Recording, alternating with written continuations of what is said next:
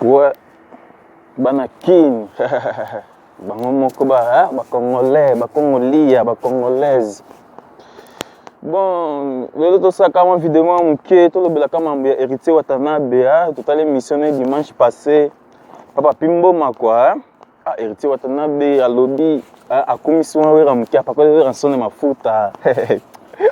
Ah, Congolais va mistake. Après que wera sonne mafuta muké, après na suka, abomé les sous. Ah, na héritier Watanabe, na vanda pa wera sonne, na liana mela, bersanga na ndenge tout. Mais jamais tu vas foutre la Minerval. On t'a foutu la Minerval. On a payé, je te jure. Ah, Congolais, vidéo. Tout ça, c'est Congolais. Ah, il va Patrick Igor. Boutama Congolais, Kelengi. Donc, tout funny. Ok, héritier Watanabe. Héritier Watanabe. Alors, bien, avant d'avoir eu un son, donc, Aliana Mela, Bersanga, Bablokana, Bongo, mais, oui, un son, jamais tu vas foutre la Minerval. On t'a foutu la Minerval, maman, Nangaï, c'est qui m'ont dobé, Monib Production, hein? Comment faire, moi, ça encore Monique, but, Monib Production, tu vas foutre la Minerval, il y a ce que l'autre m'ont dobé, ok. Bango to foutu lo Minerval, est-ce que mbongo na moni bina se ki bondo bando foutu lo Minerval, ça ya tata na bango te, ya ba maman na bango te, ya famille na bango te. Mbongo nani? Ya Big Boss le roi de la forêt, hein? Ya groupe Maison Mère.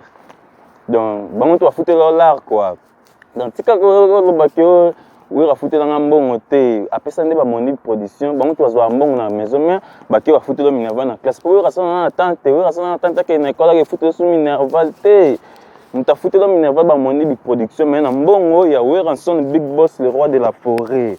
Donc, comprendre. Donc, tu as une gratitude de moi, Zangati, nous na TV, le bimon, là, Weranson, mon pied, ou pas coller ma fouta, après, on a souka dans nos bomaye, on a oublié ça, Weranson irresponsable, hein. Weranson a un parent, tant que ça a ban aux États-Unis, tant que banchika minene, Weranson sera foutu en bon aux États-Unis, pour ne pas attendre aux États-Unis, et puis l'université au Canada, en Amérique, et puis c'est là combien?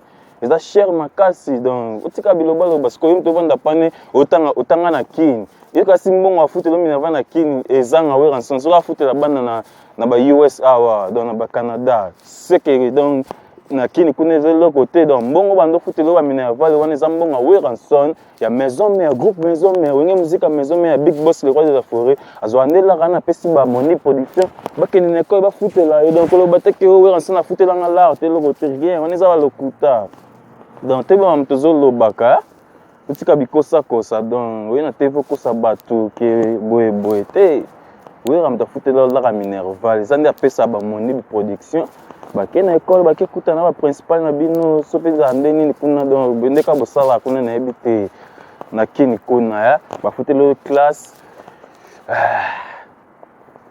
après si les donc jusqu'au kosa ke Weranson tout ça la pe batu tendi marape batu jiwana mamba sala yo etikala sa mutuna na ba musicien na ya Congo hein donc à part fali mutazo ya petit espoir na mama vele sala mbilinga et simba kiteme Weranson Big Boss le roi de la forêt il n'aime ta foutre là en tchèque quoi tu sais ça tchèque on comme appelle le long ta tembe pe le ba pe français pe donc et ça grâce à Weranson ko ba te grâce à David Monso te David Monso a produit yo ka ya pona atali que ça talent embara bien donc au confinement déjà chez Weranson quoi on David Monso pe a tio ba poinde ka za mamba fali pour pavé ndenge banda ki za ka bongo donc le bateau que ça grâce à David Monso boité on a bien gras donc il y a quand on a fini na ngate na tongité donc na lobika na ça manka direct pour monde l'autre zo vivre tout ça na internet surtout ça en mboka ndeti ba Canada donc internet ça na ngo donc vous avez droit ça vidéo ou peut sa opinion na yo yango kana pesi opinion na nga donc